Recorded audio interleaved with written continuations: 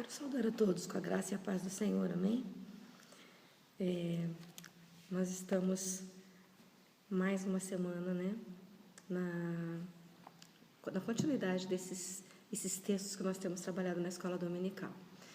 Nosso texto de hoje, ele fala sobre o caminho de Emaús.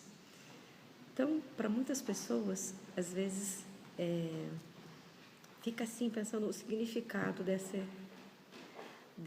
lugar, né? E nessa manhã nós vamos meditar sobre esse assunto. Primeiramente, eu gostaria que nós orássemos, né, ao Senhor, para que o Senhor venha abrir o nosso coração para entender a sua mensagem nas nossas vidas. Amado Deus, louvamos o Teu nome nessa manhã, te agradecemos pelas nossas vidas, pela Tua misericórdia, pelo Teu cuidado, pelo Teu amor. Te bendizemos, Senhor, porque o Senhor é santo, o Senhor é grande, o Senhor é tremendo, e o Senhor tem caminhado conosco e nos ensinado nos Teus caminhos. Abre, Senhor, nessa hora os nossos ouvidos, abre o nosso coração para entender, Senhor, o que a Tua palavra quer significar na vida de cada um.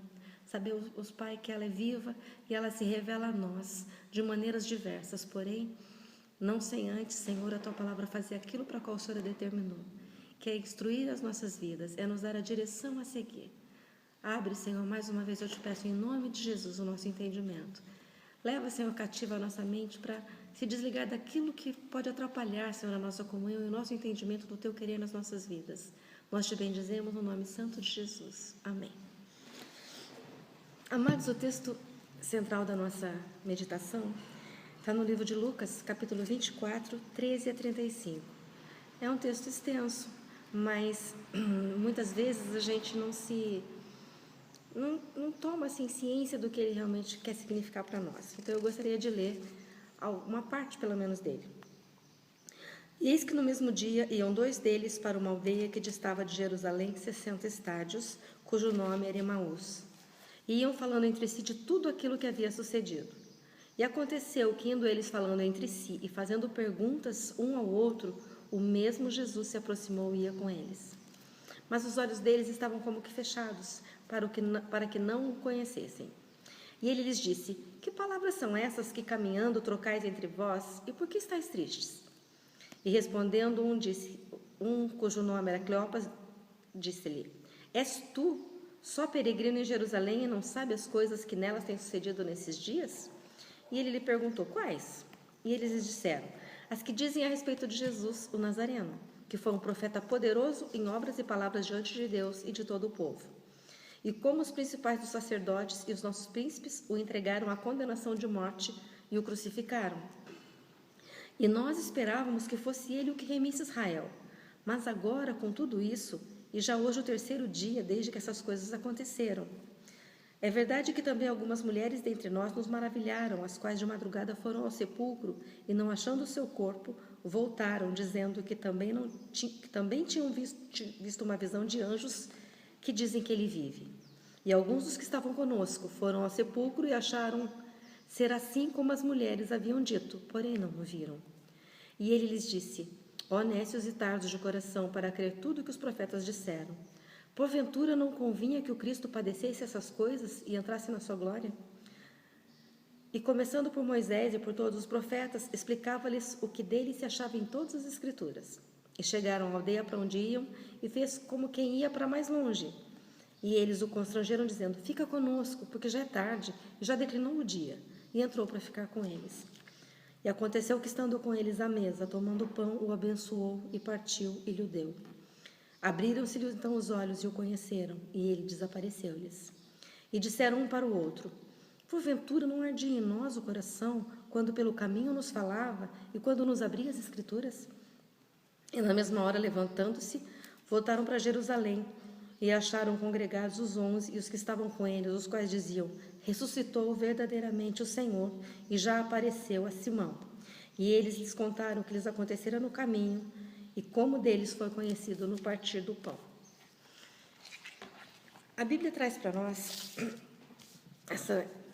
essa passagem do caminho de Emaús, e aí nós começamos a pensar, qual o sentido da palavra caminho, né? Literalmente, o espaço que você percorre, uma estrada, uma direção, uma via. No sentido figurado, uma opção de vida, o caminho que eu escolhi para mim. né? Uma forma de agir. Biblicamente, vereda, estrada, atalho. Mas também pode ser medida de distância. Na Bíblia diz assim, caminho de um sábado. Era o limite que os cristãos podiam caminhar no sábado por ser o dia do descanso. Dá em torno de uns 800 metros. Então, todos aqueles que queriam ir, por exemplo, à sinagoga no sábado, eles precisavam se hospedar num lugar bem próximo. Não podia passar de 800 metros entre ida e volta. Também pode significar a vida humana. O nosso caminho, o caminho do homem, a vida que esse homem leva. Comportamento, conduta. Mas no sentido teológico, caminhos pode ser o caminho de Deus, por onde ele anda e como ele age. Quais são os seus planos e os seus desígnios. E a Bíblia fala em novo e vivo caminho, que é o acesso à nossa comunhão com Deus pelo sacrifício de Jesus. Jesus é o novo e vivo caminho. Quando Jesus encontra esses homens, que eles acabavam de passar, o povo de Deus recebeu, né, o Messias, conviveram com ele. E aí, quando ele morreu, muitas vezes, né, muitas pessoas esqueceram do que a palavra disse. Porque desde o Antigo Testamento, a Bíblia dizia o que aconteceria com Jesus. Que ele viria, teria um tempo, né, em que ele estaria no mundo, em que ele falaria do amor de Deus, traria a palavra de Deus, né, e conviveria com o povo. Mas dizia que ele ia ser entregue, né, para ser como cordeiro, né, como sacrifício pelos nossos pecados. Mas que ele ressuscitaria. E muitas vezes, na desesperança, nem todo mundo busca ver o melhor, ver o que Deus, lembrar do que Deus fez. Eu me lembro que quando eu tive minha segunda filha, na hora do parto, eu tive uma parada cardiorrespiratória pela anestesia. E aí é um momento que ficamos, eu e Deus, né? Eu e só a minha consciência ligada, porque todos os meus sentidos se foram. E aí, nesse momento, eu pensava assim, Deus, eu estou morrendo. Mas nessa hora, eu ainda falei, mas espera lá. Quando eu estava grávida, o Senhor falou assim que minha filha vinha para mudar uma situação. Ah, mas então o Senhor vai me ressuscitar, porque eu já estou morrendo. Então, assim, eu me lembrei da promessa de Deus. Não sou melhor do que ninguém. Muitas vezes nós também nos esquecemos. Muitas vezes eu me esqueci das promessas do Senhor e me desesperei. Mas não sei, naquele momento só estava eu e Deus, não podia falar com ninguém. Mas eu me lembrei de que Deus me prometeu uma mudança. Deus me falou que ia acontecer alguma coisa na minha vida. E eu fiquei assim, Deus, mas então eu não posso perder o sentido, eu tenho que lembrar tudo que aconteceu. E eu consegui contar quantas paradas eu tive, quantas vezes a minha respiração caiu e voltava. Foram 14. Segundo consta, eu fiquei mais ou menos 1 hora apagada, né? Mas a minha consciência não se perdeu. E eu ficava conversando com Deus. E pensando, né, nas coisas que Deus tinha dito para a minha vida. E aí, quando nós vemos essas pessoas no caminho de Emaús, primeira coisa que a gente vê, nesse caminho que elas percorreram, a desesperança, né? Eles lembrando que Jesus, né, o mestre, o amado deles, havia morrido. E mesmo as mulheres tendo falado, né, que o sepulcro estava vazio, que Jesus não estava lá, que o anjo falou que ele ressuscitou, aquilo não era suficiente para trazer ao coração deles a certeza, né, a paz, o descanso que eles precisavam.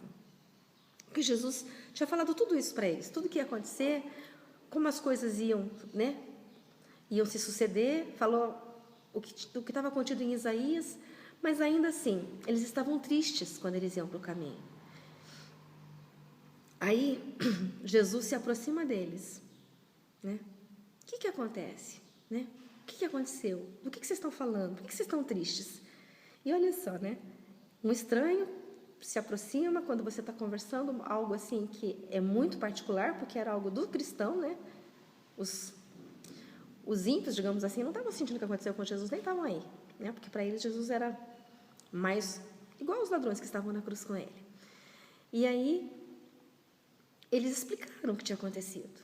E aí Jesus fez o quê? Fez eles recordarem, né? Lembrarem do que aconteceu. O que ele fez? Primeiro ele perguntou, né? Depois, ele deixou eles falarem tudo o que estava no coração deles, o que estava afligindo, o que estava entristecendo. E por último, aí ele começou a falar. Falou do que estava escrito na palavra. Ele lembrou para eles as escrituras, tudo o que trazia, né? Que o Messias viria, que o Messias seria entregue, mas que ele ressuscitaria. E ele disse assim para eles, né?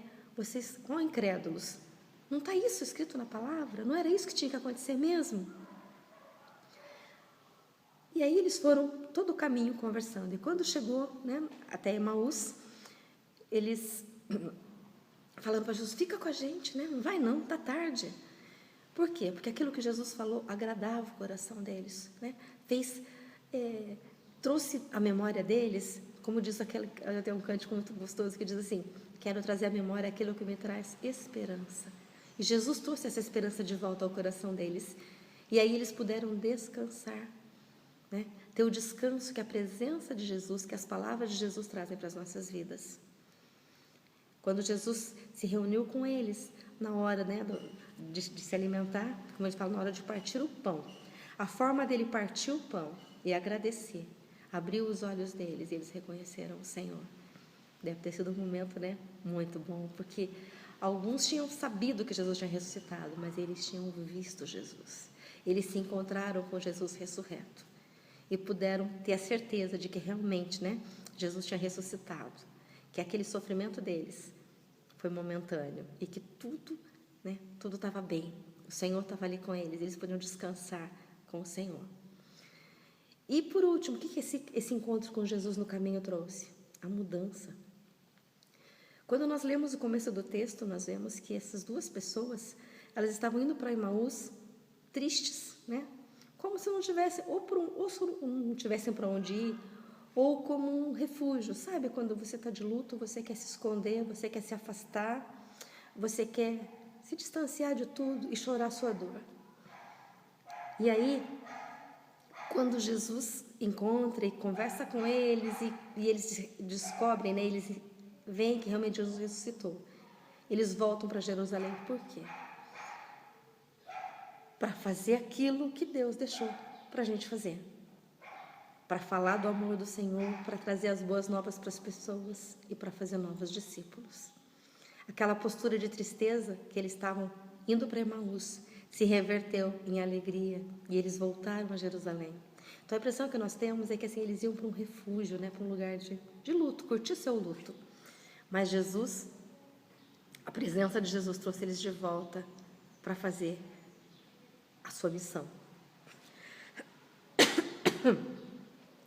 Aí, nós vemos que muitas vezes nós também encontramos pessoas assim, como Jesus encontrou essas pessoas no caminho de Emaús. Eu não falo esses homens porque a Bíblia não fala se eram dois homens, falam que eram duas pessoas, né? Eram dois no caminho de Emaús. Então, quantas vezes nós encontramos pessoas na mesma forma, né? Desorientadas, entristecidas, enfrentando lutas e desesperançosas.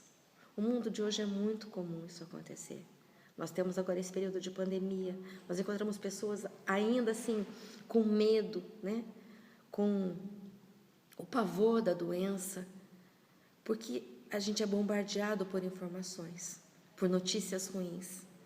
Talvez essas pessoas, quando na morte de Jesus, não tivessem acesso a tanta informação assim. Eles estavam restritos ao que eles estavam vivendo. Mas o nosso mundo de hoje, ele é muito cheio de informação. A gente é bombardeado com coisa a todo momento e nem sempre essas coisas são verdadeiras. Mas a nossa mente, muitas vezes, não consegue comportar tudo isso, ela não consegue tratar tudo isso, né? E acaba trazendo para a gente uma apostasia até mesmo, eu posso dizer. Que as pessoas se esquecem de que não importa o tamanho da luta, Deus está com elas. Os cristãos não podem se esquecer que Deus prometeu estar conosco todo o tempo. É a promessa dele. Ele disse que ele deixa, Jesus disse quando foi para o céu, ele disse: eu deixo o Espírito Santo. O Espírito Santo está com a gente o tempo todo. Não só para nos dar a direção, para mostrar quando erramos, mas para nos consolar, né? Para nos dar a certeza de que Deus é o nosso Senhor, é o nosso refúgio, é a nossa segurança. Ele é a nossa proteção. Eu não estou dizendo para você sair por aí no momento de pandemia, fazendo loucuras, esquecendo o distanciamento e regras assim. Mas eu digo para que a gente possa permanecer com a nossa fé em Deus e viver como assim, quer vivamos, quer morramos, que estejamos com o Senhor. Então eu digo que nesse momento as pessoas muitas vezes estão uma incerteza, às vezes não pode não ser só com relação à doença, mas com relação ao trabalho, com relação à economia, né?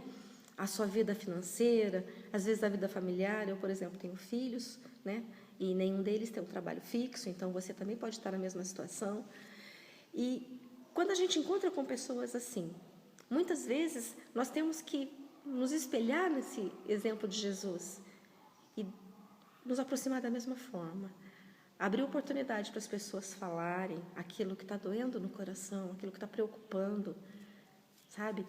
E depois nós precisamos ouvir. Deixa falar tudo o que precisa, né? Jesus não criticou eles. Depois que eles falaram tudo, aí ele foi trazer a sua posição a respeito. Mas assim, com base em quê? Nas Escrituras. Ele não falou dele, ele não falou eu acho, eu penso. Ele trouxe o que a palavra de Deus diz a respeito de Jesus. E que nós possamos usar como exemplo também para Jesus. Quando nós precisamos aconselhar alguém, sempre dentro da palavra do Senhor. E sempre da mesma forma que o Senhor fala, trata conosco. Com amor, com brandura, sem crítica, sem um posicionamento contrário. Mesmo que você não concorde com o seu irmão. Não é assim que a Bíblia orienta você a fazer. A Bíblia nos orienta a falar em amor, né? E principalmente, muitas vezes as pessoas hoje não precisam falar, elas precisam que alguém as ouça, dê atenção às suas dúvidas, à sua ansiedade, aos seus temores. Nós já temos aí um monte de gente criticando, nós já temos jornal falando à vontade, nós temos o Facebook, as mídias sociais detonam pessoas e situações sem saber de nada. E o nosso maior desafio como cristãos é ir contra essa postura do mundo. É fazer como Jesus fez, abrir oportunidade para falar e então trazer, através da palavra do Senhor, de volta a esperança ao coração das pessoas. Ainda como nossos textos dessa semana, nós temos o texto de Salmo número 1, né? Que ele fala que bem-aventurado, né? O varão que anda no caminho do Senhor. Então, esse texto de Salmos, ele fala sobre a felicidade dos justos e o caminho dos ímpios.